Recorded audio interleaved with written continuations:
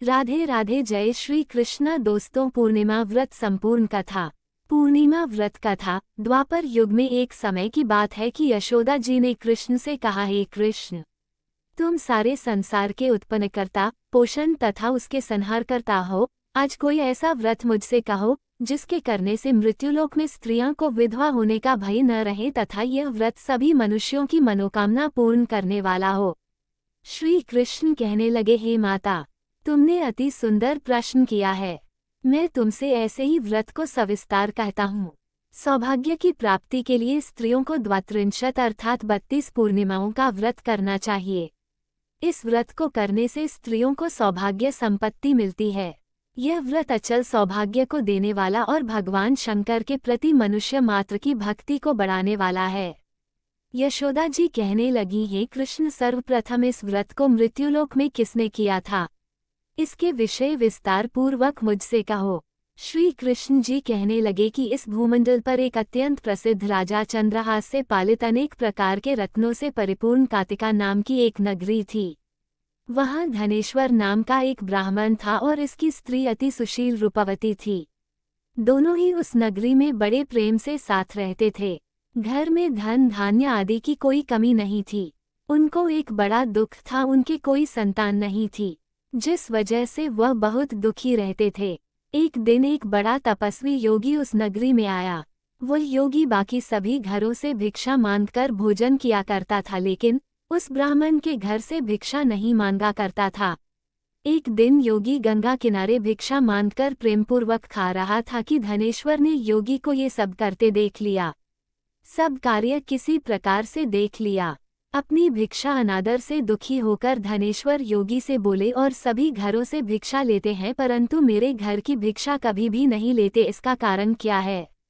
योगी कहने लगा कि आपके धर्म हमें इस बात की आज्ञा नहीं देता है, क्योंकि अभी आप गृहस्थ जीवन में एक सुख से वंचित हैं।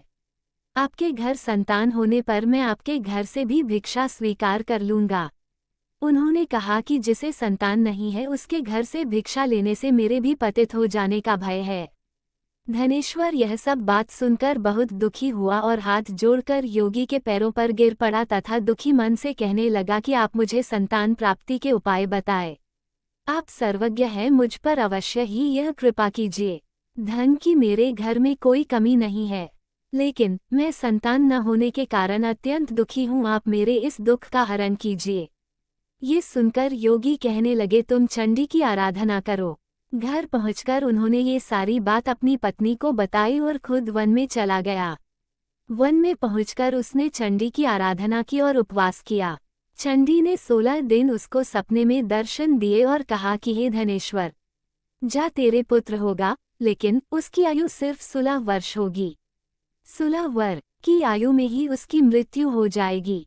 अगर तुम दोनों स्त्री और पुरुष 32 पूर्णिमाओं को व्रत करोगे तो ये दीर्घायु हो जाएगा। जितनी तुम्हारा सामर्थ्य हो उतने आचे के दिए जलाकर शिवजी का पूजन करना, लेकिन पूर्णमासी 32 ही होनी चाहिए।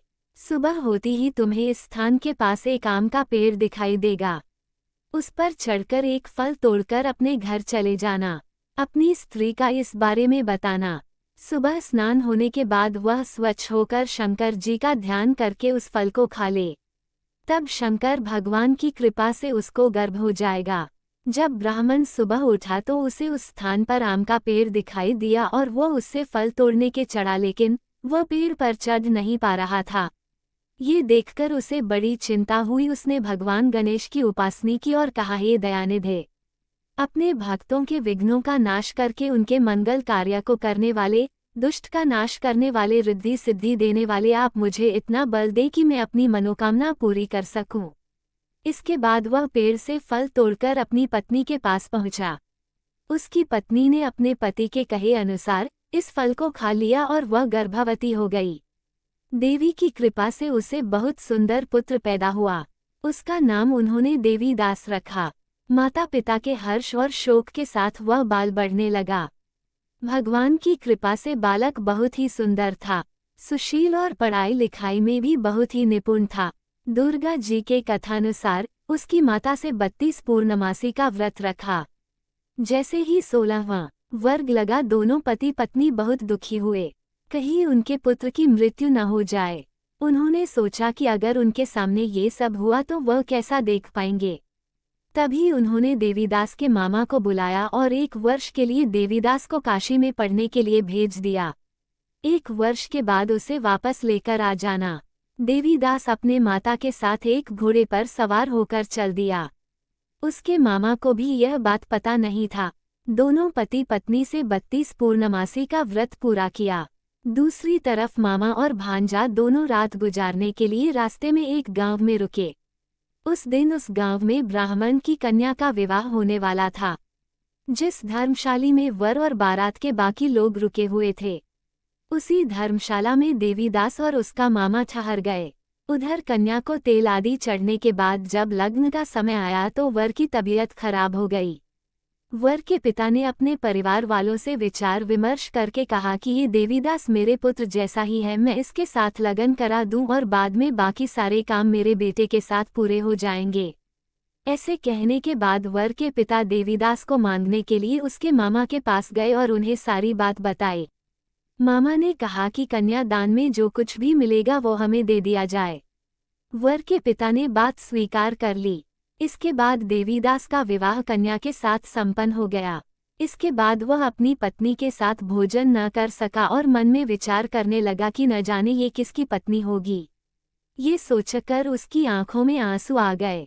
तब वधू ने पूछा कि क्या बात है, आप उदास क्यों हैं? तब उसने सारी बातें पत्नी को बता दी। तब कन्या कहने लगी, यह ब्रह्म विवाद के विपरीत है। आप ही मेरे पति हैं, मैं आपकी की पत्नी रहूंगी, किसी अन्य की कभी नहीं। तब देवीदास ने कहा, ऐसा मत करिए क्योंकि मेरी आयु बहुत कम है, मेरे बात आपका क्या होगा। लेकिन उसकी पत्नी नहीं मानी और बोली, स्वामी आप भोजन कीजिए। दोनों रात में सोने के लिए चले गए। सुबह देवीदास ने पत्नी को 4 नगों से जड़ी एक अंगूठी दी और एक रुमाल दिया और बोला कि हे प्रिय, इसे लो और संकेत समझकर स्थिर चित हो जाऊं। मेरे मरण और जीवन जानने के लिए एक पुष्प वाटिका बना लो, उसमें सुगंधी वाली एक नव मल्लिका लगा लो, उसको प्रतिदिन जल से सींचा करें और आनंद के साथ खेलो कूदो। जिस समय और जिस दिन मेरा प्राणांत होगा उस दिन ये फूल सूख जाएंगे। जब ये फिर से हरे हो जाएं तो जान लेना मैं जीवित हूँ। ये समझाकर वह वहां से चला गया। इसके बाद जब वर और बाकी बाराती मंडप में आए तो कन्या ने उसे देखकर कहा कि ये मेरा पति नहीं है, मेरे पति वह है जिनके साथ रात में विवाद हुआ है, इसके साथ मेरा विवाह नहीं हुआ है। अगर ये वही है तो ये बताएं कि मैंने इसके क्या दिया है, साथ ही कन्यादान के समय को आभूषण मिले उन्हें दिखाएं। कन्या की ये सारी बातें सुनकर वह कहने लगा कि मैं ये सब नहीं जानता। इसके बाद सारी बारात भी अपमानित होकर लौट गई। भगवान कृष्ण बोले, हे माता, इस प्रकार देवीदास काशी चला गया। कुछ समय जब बीत गया तो एक सर्प उसको डसने के लिए वहां आया, लेकिन वो उसको काट नहीं पाया क्योंकि उसकी माता ने पहले ही 32 पूर्णिमा का व्रत कर लिए थे। इसके बाद खुद काल वहां पहुंचा। भगवान की कृपा से तभी वहां माता पार्वती और भगवान गणेश आ गए। देवीदास को मूर्छित दशा में देखकर माता पार्वती ने भगवान शिव से प्रार्थना की कि महाराज, इस बालक की माता ने पहले ही 32 पूर्णिमा के व्रत कर लिए हैं, आप इसको प्राण दे। भगवान शिव ने माता पार्वती के कहने पर उसे प्राण दान दे दिया। उधर उसकी पत्नी उसके काल की प्रतीक्षा कर रही थी। उसकी पत्नी ने जाकर देखा कि पुष्प और पत्र दोनों ही नहीं है तो उसको बहुत आश्चर्य हुआ और जब उसने देखा कि पुष्पवाटिका फिर से हरी हो गई तो वह समझ गई कि उसका पति जिंदा हो गया है। इसके बाद वह बहुत ही प्रसन्न होकर अपने पिता से कहने लगी कि मेरे पति जीवित हैं, उनको ढूंढिए। जब 16वां वर्ष व्यतीत हो गया तो देवीदास भी अपने मामा के साथ काशी चल दिया। इधर उसकी पत्नी के परिवार वाले उन्हें ढूंढने के लिए जा ही रहे थे कि उन्होंने देखा कि देवीदास और उसका मामा उधर ही आ रहे थे। उसको देखकर उनके ससुर बहुत प्रसन्न हुए और उसे अपने घर ले आए। वहां सारा वगर इकट्ठा हो गया और कन्या ने भी उसे पहचान लिया। देवीदास ने इसके बाद अपनी पत्नी और मामा को लेकर वहां से चल जिया। उसके ससुर ने भी उसे बहुत धन दहेज दिया। जब वह अपने घर की तरफ चल रहा था तो उसके माता पिता को लोगों ने खबर कर दी, तुम्हारा पुत्र देवीदास अपनी पत्नी और मामा के साथ आ रहा है।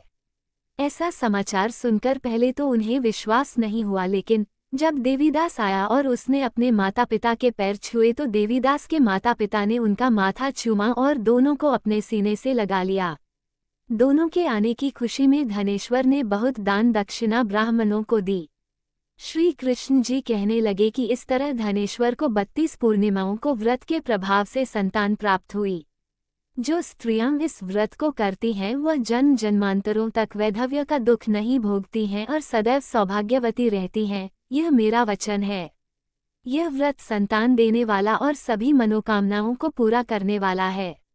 दोस्तों, ये थी आज की कथा। आपको हमारी वीडियो अच्छी लगी हो तो वीडियो को लाइक करें, चैनल को सब्सक्राइब करें, कमेंट में जय श्री राधे कृष्णा लिखना ना भूलें। राधे राधे दोस्तों।